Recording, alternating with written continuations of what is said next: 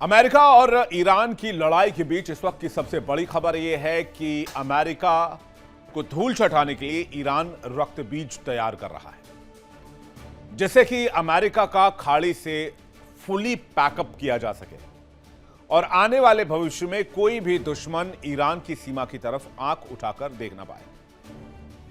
रक्त बीज क्या है? अगर आप पौराणिक कथाओं में देखेंगे तो एक दानव का जिक्र होता है जिसका नाम रक्त बीज था। एक ऐसा मायावी राक्षस जिसके शरीर से खून की एक बूंद भी अगर जमीन पर गिरती थी तो हूबहू वैसा ही दूसरा शक्तिशाली दानव खड़ा हो जाता था। यानी अगर उस राक्षस को मारने की कोशिश होती थी तो उसके हजारों बूंद खून से हजारों रक्त बीज दानव आ जाते थे। आज की तारीख में साल 2026 में मिडिल ईस्ट के रण क्षेत्र में ईरान ऐसे ही रक्त बीज तैयार कर रहा है और यहां कोई पौराणिक कहानी नहीं है, बल्कि ये 21वीं सदी की वो चुनौती है जो अमेरिका के सामने सबसे बड़ी हो चुकी है। और इस आधुनिक रक्त बीज को अमेरिका के सामने खड़ा किया है ईरान ने। तो क्या ईरान के रक्त बीज से अमेरिका लड़ पाएगा? दुनिया का सबसे शक्तिशाली देश अमेरिका और उसका सबसे घातक दोस्त इजराइल। माना यह जा रहा है कि दोनों मिल भी जाएं फिर भी ईरान के इस रक्त बीज को खत्म करना मुमकिन नहीं है। अमेरिका जितने ड्रोन मार गिराता है, ईरान उससे दोगुने ड्रोन आसमान में लॉन्च करता है। इजराइल जितनी मिसाइलें तबाह करता है, ईरान की फैक्ट्रियों से 4 गुना ज्यादा मिसाइल बना लेती है बहुत कम समय में। तो क्या है यह ईरान का रक्त बीज प्रोजेक्ट? कैसे ईरान ने हथियारों का एक ऐसा चक्रव्यूह रचा है जैसे सुपर पावर अमेरिका भी चकरा रहा है? चलिए पहले इस प्रोजेक्ट को समझते हैं। यूएस इजराइल से तनाव के बीच ईरान का बहुत खतरनाक खेल सामने आया है। ईरान ने रक्त बीज बना लेने का दावा किया है। तेहरान की मिलिट्री फैक्ट्री में सीक्रेट तरीके से इस पर लगातार काम चल रहा है, बिना रुके काम चल रहा है। ईरान ने हथियारों की फैक्ट्री में प्रोडक्शन लेवल को 24/7 कर दिया है, रिकॉर्ड लेवल पर बढ़ा दिया गया है। उसका दावा है एक मारोगे तो 10 और आएंगे। ईरान ने हथियारों और सैन्य उपकरणों का उत्पादन दोगुना कर दिया है। जंग में नुकसान हुए हथियार से ज्यादा रफ्तार में भरपाई की जा रही है, जिसे मिडिल ईस्ट में पावर बैलेंस हमेशा के लिए बदल दिया जाए और अमेरिका का यहां से पैकअप कर दिया जाए। इसके अलावा एक और जानकारी यह है कि अमेरिका के जितने हथियार मार गिराए गए हैं, उन हथियारों की टेक्नोलॉजी को कॉपी करके ईरान कुछ बड़ा कर रहा है और ईरान वो टेक्नोलॉजी शेयर कर रहा है चाइना के साथ। मतलब यह कि अमेरिका और इजराइल चाहे जितने भी हथियार बना ले, ईरान का रक्षा उद्योग मिनटों में नए हथियार और मिसाइल सप्लाई तैयार करने को बैठा है। पिछले कई महीनों से गल्फ ऑफ ओमान यानी कि ओमान की खाड़ी में अमेरिकी नौसेना के सबसे आधुनिक और विध्वंसक युद्धपोत तैनात है। समंदर की लहरों पर तैरते ये अमेरिकी जंगी जहाज किसी भी देश को पल भर में खाक करने की ताकत रखते हैं। लेकिन हैरान करने वाली बात यह है कि इन युद्धपोतों पर सवार अमेरिकी कमांडर चाहकर भी स्ट्रेट ऑफ होर्मुज पार करने की हिम्मत नहीं जुटा पा रहे। होर्मुज की सीमा के पास आकर अमेरिकी सेना के कदम ठिठक जाते हैं। क्यों? क्योंकि होर्मुज के मुहाने पर पहरा दे रहा है ईरान का वो रक्त बीज नेटवर्क जो अमेरिका के एक हमले के बदले पूरे मिडिल ईस्ट को शमशान बनाने की ताकत रखता है। तनाव के बीच भी ईरान लगातार अपने हथियार के गोदामों को दुरुस्त कर रहा है, जबकि अमेरिका के हथियार गोदाम खाली पड़े हुए हैं। रक्षा बजट बढ़ाने के लिए पेंटागन कई बार गुहार लगा चुका है। इधर ईरान अपनी मिसाइलों को फिर से रिलोड कर चुका है। ईरान के रक्षा मंत्रालय के प्रवक्ता का इसे लेकर बयान भी आया है, आपको सुनवाते हैं। در اگه بخواد فرصت باشه ما یه مقایسه‌ای بکنیم، در واقع ما میزان تولیدمون در یک سال گذشته، یعنی از تیر ماه سال گذشته تا تیر ماه امسال که بعد از جنگ 12 روزه 2 برابر میزان تولید تسلیحات و تجهیزات دفاعی در در اگه بخواد فرصت باشه ما یه مقایسه‌ای بکنیم، در واقع ما میزان تولیدمون در یک سال گذشته، یعنی از تیر ماه سال گذشته تا تیر ماه امسال که بعد از جنگ 12 روزه 2 برابر میزان تولید تسلیحات و تجهیزات دفاعی در ईरान के हौसले बुलंद है। जाहिर है अमेरिका इजराइल से जंग के बीच ईरान मिडिल ईस्ट में सुपर पावर बनकर उभरा है। अमेरिका ने ईरान पर आर्थिक पाबंदियां लगाई, उसके तेल व्यापार को रोका, साइबर हमले किए, यहां तक ईरान के सुप्रीम लीडर और कमांडर्स को भी मार दिया। लेकिन नतीजा क्या हुआ? नील बटे सन्नाटा, जीरो। अमेरिका के हर हमले का ईरान पर कोई असर नहीं हुआ, बल्कि हर चोट के बाद ईरान ज्यादा खतरनाक हुआ, ज्यादा आक्रामक हुआ और ज्यादा उसके तेवर कड़े हो गए। ईरान ने पिछले कुछ सालों में अपने डिफेंस इंडस्ट्री को पूरी तरह से रिफ्लेक्सिव और सेल्फ सस्टेनिंग बना लिया है, जिसमें चीन ने बड़े पैमाने पर हेल्प की है। इस जंग के बीच ईरान के जो भी हथियार या ठिकाने तबाह होते हैं, ईरान की फैक्ट्रियां उसे दोगुनी तेजी से नए हथियारों का प्रोडक्शन शुरू कर देती है। इसे मिलिट्री भाषा में असिमेट्रिक वॉरफेयर मास प्रोडक्शन कहते हैं। अब आपको बताते हैं कि ईरान को जंग में अभी तक कितना नुकसान हुआ और ईरान ने कैसे इसको रिकवर किया, बहुत तेज तरीके से। लगभग 10,700 से अधिक मिसाइलें और ड्रोन इस अटैक में, इस जंग में खत्म हुई हैं। करीब 335 मिसाइल लॉन्चर्स नष्ट हुए हैं। 80% एयर डिफेंस सिस्टम को भारी नुकसान हुआ है। 150 से अधिक समुद्री जहाज तबाह हुए हैं। मिसाइल और ड्रोन्स का उत्पादन जिसके बाद ईरान ने 3 गुना तक बढ़ा दिया। मिसाइल सिटी का इस्तेमाल कर दोगुनी तेजी से मिसाइलों का निर्माण किया। हमलों के बाद ईरान ने आत्मघाती ड्रोन्स और प्रोडक्शन तेज कर दिया। मलबे से निकालकर 70% मिसाइल बेड़े को फिर से एक्टिव कर दिया। 90% अंडरग्राउंड टनल को दोबारा ऑपरेशनल बना दिया। वो भी कब? जब ईरान के ऊपर अमेरिका लगातार हमले कर रहा था। पाबंदियों के बावजूद ईरान ने ब्लैक मार्केट और लोकल कलपुर्जों की मदद से ऐसी सप्लाई चेन बनाई है जो कभी रुकती ही नहीं। यानी अगर अमेरिका ईरान के 10 ड्रोन मारता है तो ईरान की अंडरग्राउंड फैक्ट्रियां अगले 20 घंटे में नए ड्रोन असेंबल कर लेती है।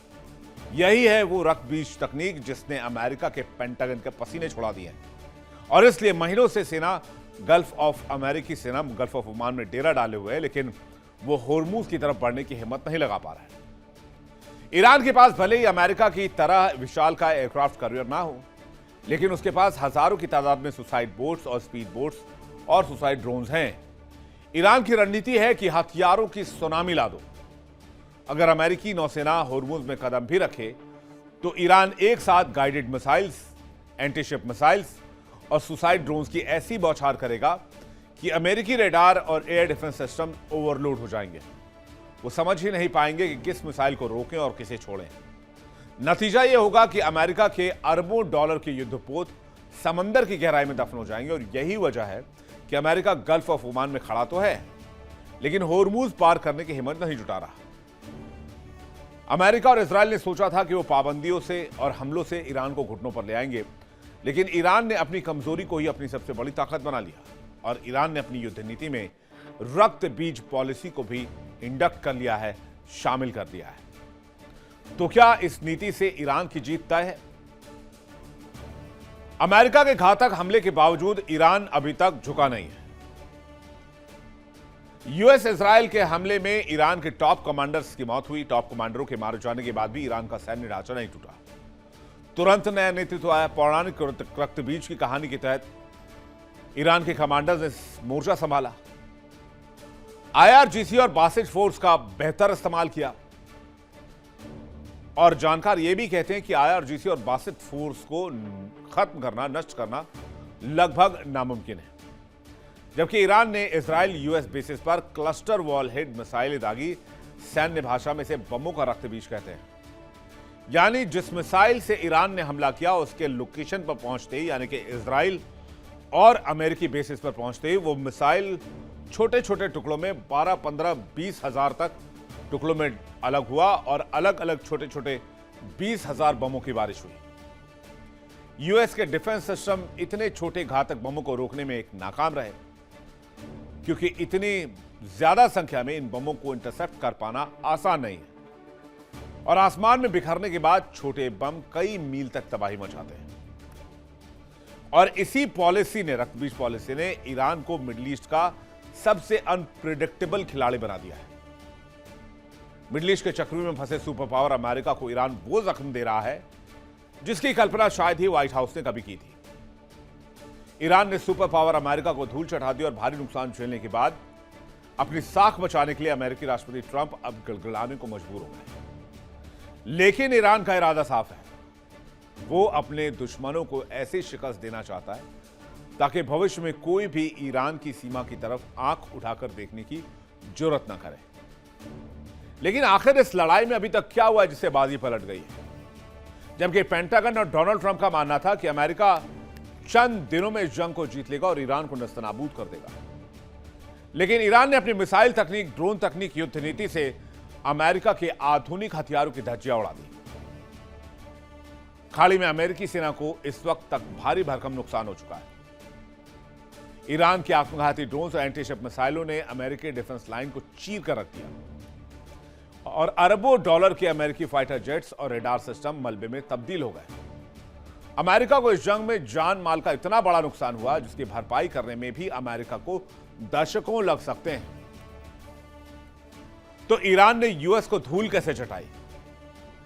ईरान ने खाड़ी में अमेरिका को बुरी तरीके से घेरा और शिकस्त दी। यूएस के महंगे हथियारों को ईरान ने अपने सस्ते ड्रोन से नष्ट किया, सस्ते वेपन से नष्ट किया। यूएस इजराइल का सैन्य बजट ईरान के मुकाबले 100 गुना ज्यादा है और हथियार भी 100 गुना ज्यादा महंगे हैं। 100 गुना ज्यादा पैसे वाला यूएस ईरान को नहीं हरा पाया। ईरान से जंग के कारण अमेरिका का हथियार गोदाम लगभग खाली हो गया। पेंटागन जंग में हथियारों की कमी को देखते हुए एक्स्ट्रा बजट मांगा गया। हथियार बनाने वाली कंपनियों पर भी काफी दबाव बना रहा है पेंटागन, और हथियार बनाने वाली कंपनियों पर प्रोडक्शन तेज करने का प्रेशर है। और यही है वो मार जिसने अमेरिका के बैकबोन तक को हिला दिया। युद्ध के खर्चों ने अमेरिकी इकोनॉमी को पूरी तरीके से शर्मरा कर रख दिया।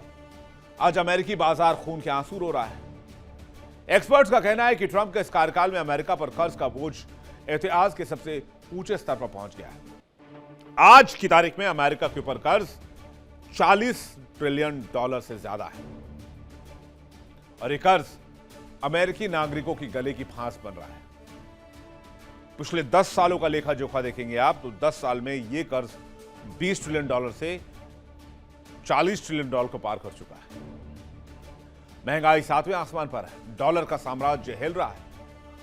ट्रंप ने सोचा नहीं था कि इस तरह की स्थिति आ जाएगी। उनको लगा था युद्ध जीतकर वो अपनी राजनीति चमकाएंगे और मिड टर्म का इलेक्शन जीत लेंगे। लेकिन इस आर्थिक सुनामी ने खुद ट्रंप के सिंहासन को हिलाकर रख दिया है। अब आपको बताते हैं कि जंग में ईरान की रक्त बीज पॉलिसी की वजह से अमेरिका को कितनी तबाही झेलनी पड़ी है। 28 फरवरी 2026 को शुरू हुआ ऑपरेशन एपिक फ्यूरी। जंग में अमेरिका को भारी हथियार और सैन्य नुकसान हुआ। तकरीबन 3.25 लाख करोड़ रुपए का सीधा नुकसान हो चुका है। करीब 9.5 लाख करोड़ रुपए तक का नुकसान ये जा सकता है, ये रिपोर्ट्स बताते हैं। शुरुआती 4 हफ्तों में अमेरिका ने 850 से अधिक टॉमहॉक क्रूज मिसाइलें दागी। ईरानी मिसाइलों को रोकने में 1000 से ज्यादा अधिक पैट्रियट और थार्ड इंटरसेप्टर्स खर्च किए गए। अमेरिकी संसद की रिपोर्ट बताती है कि 42 सैन्य विमान नष्ट या क्षतिग्रस्त हुए और 17 हाईटेक MQ-9 रिपर ड्रोन तबाह हुए। कुछ आंकड़े 45 की भी गवाही देते हैं। मिडिल ईस्ट में यूएस का बेस भी ढह गया। कतर, यूएई, जॉर्डन में 20 से अधिक यूएस बेस पर हमले हुए। मिडिल ईस्ट में यूएस बेस के 228 से अधिक सैन्य ढांचे पूरी तरीके से जमींदोज हो गए। पुनर्निर्माण में $5 बिलियन का अतिरिक्त खर्च। जंग में अब तक 18 से 20 अमेरिकी सैनिकों की मौत। 800 अमेरिकी सैनिक गंभीर रूप से घायल भी हुए।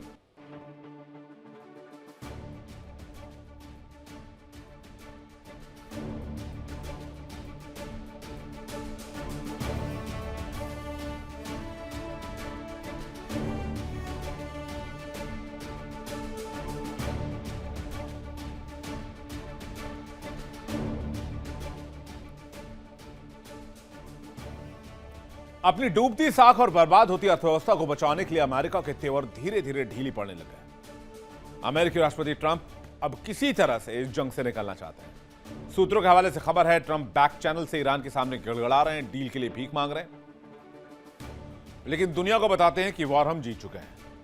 ट्रंप इस डील को करने के लिए लंबे समय से चले आ रहे परमाणु समझौते को भी फिलहाल किनारे रखने के लिए तैयार हैं।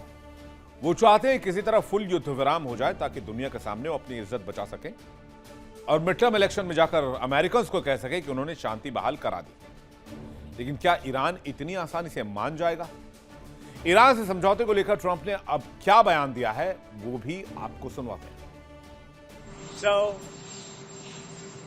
they would love to make a deal, but they're not ready to make the right deal in my opinion. Yeah. So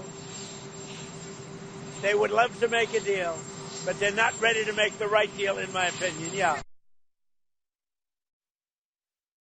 So